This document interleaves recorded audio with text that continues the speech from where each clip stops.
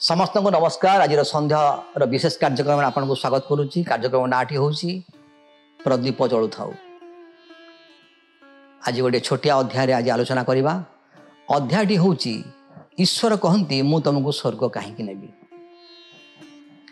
गोटे ए प्रकार प्रश्न आमे प्रत्येक निजको पचारिबा उचित जे मते ईश्वर कहीं स्वर्ग को नेबे।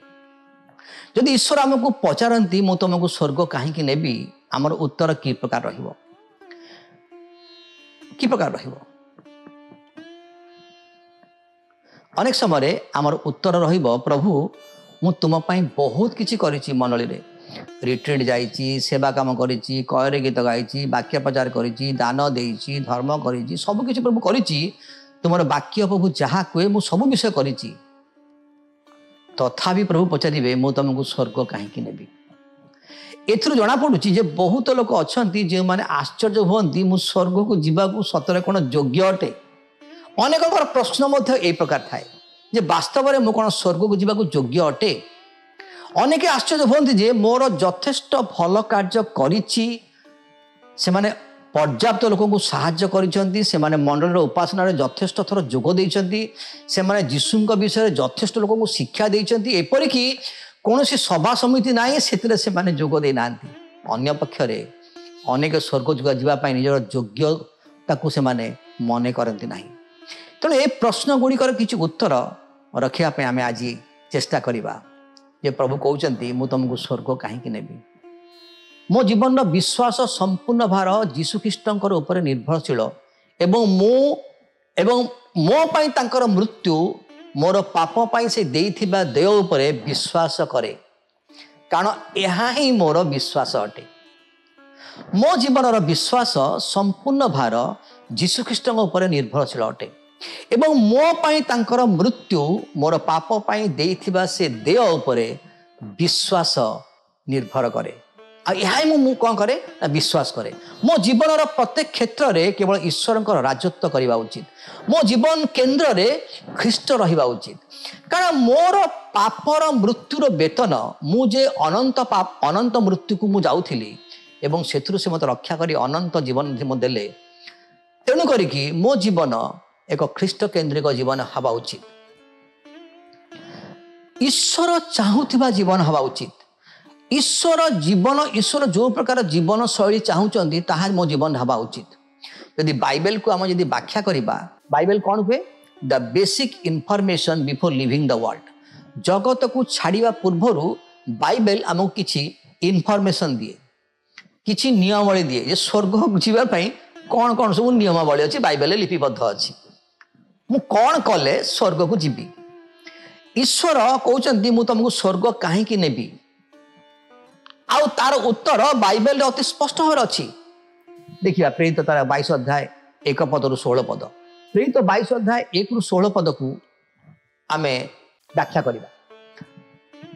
एक परिवर्तनकारी विश्वास, यही उपदेशटी साधु पाउल भाषा रे विश्वास उपरे अनेक वार्ता पाई मंच स्थिर करे। मोर प्रिय भाई भणी माने, परिवर्तनकारी विश्वास, जो विश्वास एक परिवर्तन अच्छी। जगत जो विषय विश्वास करे मु से विषय विश्वास करेनी। एक परिवर्तनकारी विश्वास यह मो जीवन को अनंत पथ को नहीं जाए। यही रास्ता रे जीवंत ख्रीष्ट साक्षात विषय तांको कहानी रे उपदेश अति चमत्कार अटे। मोर प्रिय भाई भणी माने, दमेशक सहर में घटी अति आश्चर्य घटनाटी पाउलंकर विश्वासर प्रथम सोपान को नहीं जिते पाउल दमेशक सहर में घटी से आश्चर्य कार्य जीवन में घटला विश्वासर मूल द्वार प्रथम पाहच से गोड़ देते जहाँ एक नाटकीय फलाफल आम एठारे देखा पाऊँ चिंताधारा परिवर्तन एवं जीवनर दिग को संपूर्ण परिवर्तन कला चिंताधारा एक परिवर्तन आसला जीवनर दिग को संपूर्ण परिवर्तन कला आमको जीवंत ख्रीष्टन सामना करने निज विश्वासर प्रथम पदक्षेप नेबा हम अर्थात एक परिवर्तनकारी विश्वास को ग्रहण करिया हम आम केतोटी पॉइंट रे केतोटी बिंदु पर आज आलोचना करिबा। प्रथम बिंदु होची ईश्वर सहित एक सठिक संपर्क पाई मिथ्या आभिमुख्य को त्याग करिया पड़िबो। मोर प्रिय भाई भणी माने ख्रीष्टन सहित एक सठिक संपर्क एक उत्तम संपर्क स्थापन करिया पाई आमर मिथ्या आभिमुख्य को त्याग करिया पड़िबो। जहाँ प्रेरित तार 22 अध्याय 1-5 लिखा जाए। कौन लिखा जाए? भातृ और पितृवृंद मु वर्तमान आपण मानकर निकट में जो आत्मपक्ष समर्थन कथा कहूची ताहा श्रवण करंतु। से निकट में एव्री भाषा रे कथा कहूअछंती शुणी से माने अधिक नीरव होई रहिले।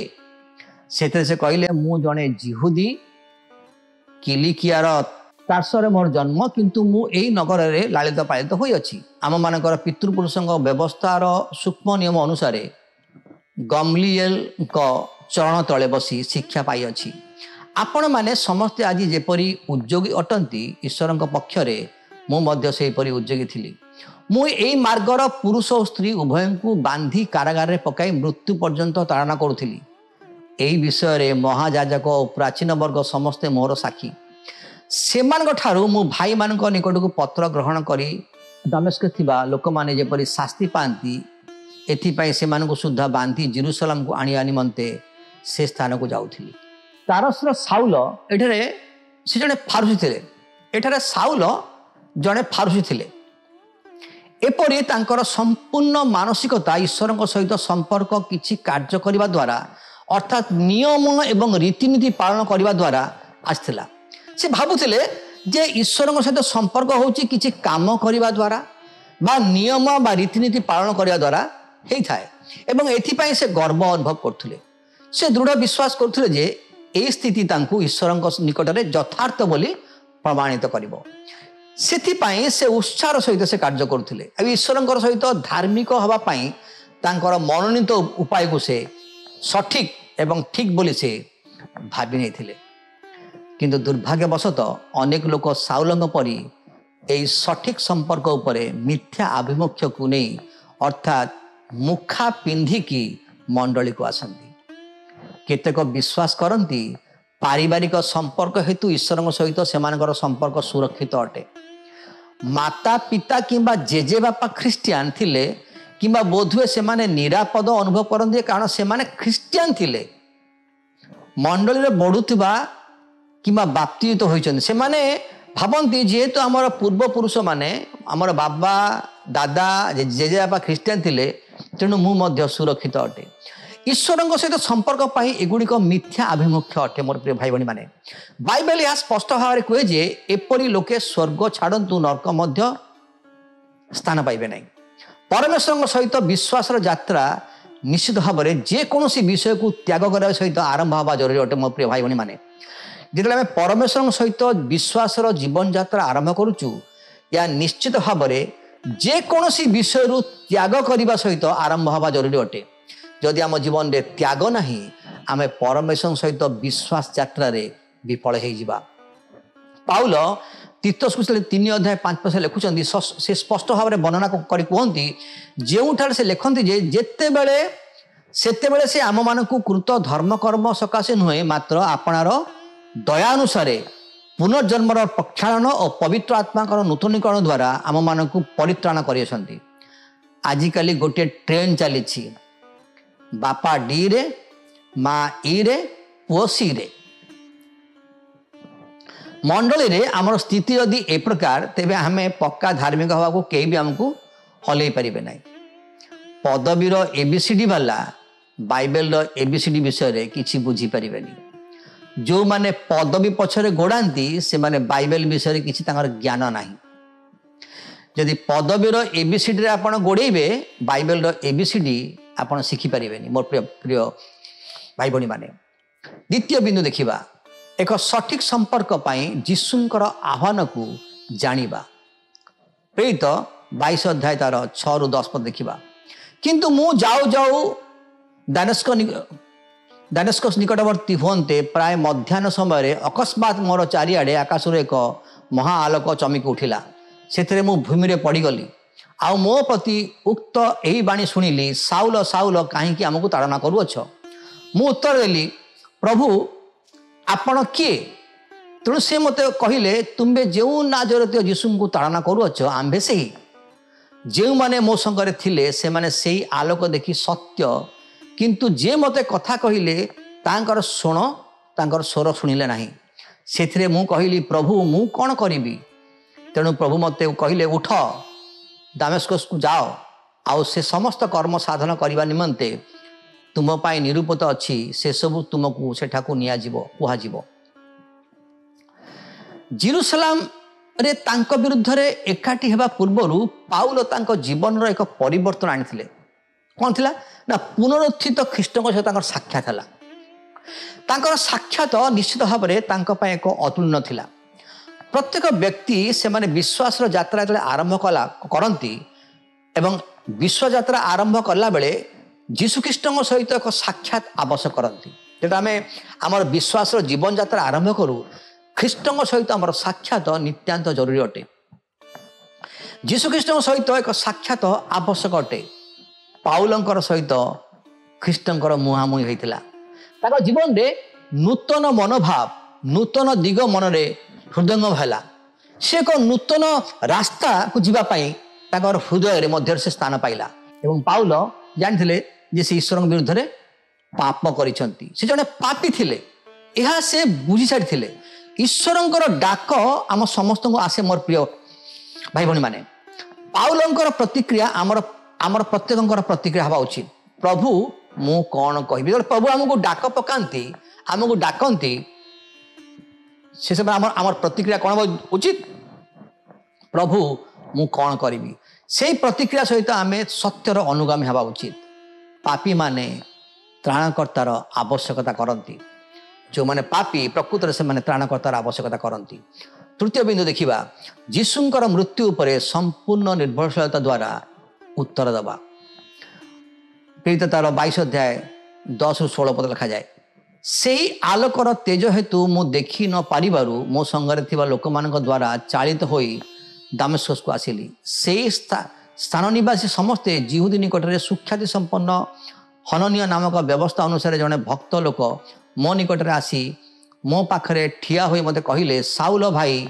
दृष्टि पाओ से मुहूर्त में मु ताहांका प्रति दृष्टि कली पुणी से कहले आम मान पितृपुरुषगण ईश्वर ताहांक इच्छा जानिबा निमंते और से धार्मिक व्यक्ति की देखा निमंते मु ताहांक मुखरु बाणी शुणा निमंते तुमको मनोनीत करिअछि कारण तुम्बे जहाँ जहाँ देखिअछ शुणिअछ से सब विषय समस्त लोकों निकटरे ताहांकर साक्षी हेब आउ एहा एबे तुम्बे काहेकि विलंब करुअछ उठ बाप्तियुक्त हुओ पुणी ताहांक नाम रे प्रार्थना करी आपना पाप सब धोई पकाओ जीशुंकर आह्वान रे पाउलंकर एक तुरंत प्रतिक्रिया थिला आज्ञा पालन करिबा बाध्य हबा से ईश्वर बाध्य हेले पाउलंकु निर्देश दिया थिला कि दमेस्कस को जाओ जदियो से सामयिक भाव में अंध हो जाइथिले से स्थान निवासी समस्त जिहुदी जिहुदी निकटरे सुख्याति संपन्न हननीय नामक व्यवस्था अनुसार जड़े भक्त लोक साउल निकट आसी पाखे ठिया कहले साउल भाई दृष्टि पाओ से मुहूर्त में पाउल कौन कले दृष्टि प्राप्त हेले यदि प्रेरित आप 9 अध्याय 11 देखिए से प्रभु कहले उठ सड़ख नामक पथ को जाई जिहुदार गृह तीर्ष नगर साउल नामक जड़े व्यक्तिर अनुसंधान कर कारण देख से प्रार्थना करुअछि जदि प्रेरित कार्य विवरणी आप 22-16 देखिए आउ एबे तुम्हें कहीं विलंब करुअछ उठ बाप्तियुक्त हुओ पुणी नाम प्रार्थना करी आपना पाप सबू धोई पकाओ हनन्यଙ୍କ ମାଧ୍ୟମରେ ପାଉଲଙ୍କୁ ଯାହା ପ୍ରଭୁ କହିଲେ ପାଉଲ ସ୍ୱ ଇଚ୍ଛାରେ ମାନିଲେ, ଗ୍ରହଣ କଲେ। ପରିତ୍ରାଣ ଏବଂ ଈଶ୍ୱରଙ୍କର ଧାର୍ମିକତାର ମାର୍ଗ ଗ୍ରହଣ କରିବା ହେଉଛି ପ୍ରକୃତ ପ୍ରାୟଶ୍ଚିତ। ପାପର ଦୋଷ ଏବଂ ଦଣ୍ଡ ଦୂର କରିବାକୁ ଯୀଶୁଖ୍ରୀଷ୍ଟ ଯେ ବଳି ସ୍ୱରୂପ ହେଲେ, ଏ ସତ୍ୟତାକୁ ଗ୍ରହଣ କରିବା ଅଟେ। ଦିନେ ଆମେ ସମସ୍ତେ ଈଶ୍ୱରଙ୍କର ସିଂହାସନ ସମ୍ମୁଖରେ ଠିଆ ହେବା। ମୋର ପ୍ରିୟ ଭାଇ ଭଉଣୀମାନେ, ଗୋଟିଏ ବାଟରେ ଆମେ ଏହାର ଉତ୍ତର ଦେବା। ଈଶ୍ୱରଙ୍କର ପ୍ରଶ୍ନ, ମୁଁ ତୁମକୁ ସ୍ୱର୍ଗ କାହିଁକି ନେବି? ଆମେ ଦୁଇଟି ଉପାୟ ମଧ୍ୟରୁ ଗୋଟିଏ ଆମେ ଉତ୍ତର ଦେଇପାରିବା। ମୁଁ କିଛି କରିସାରିଛି, ତା ଅର୍ଥ ହେଉଛି ଏକ ଆତ୍ମଧାର୍ମିକତାର ହୃଦୟ। ଯଦି ମୁଁ କୁହେ ମୁଁ କିଛି କରିସାରିଛି, ତା ହେଉଛି ଆତ୍ମଧାର୍ମିକତାର ହୃଦୟ। କିମ୍ବା ମୁଁ କହିବି ଯୀଶୁ ମୋ ପାଇଁ କିଛି କରିଛନ୍ତି, ଯୀଶୁ ମୋ ପାଇଁ କିଛି କରିଛନ୍ତି, ଏହା ହେଉଛି ଏକ ଆଦର୍ଶ ଜୀବନ।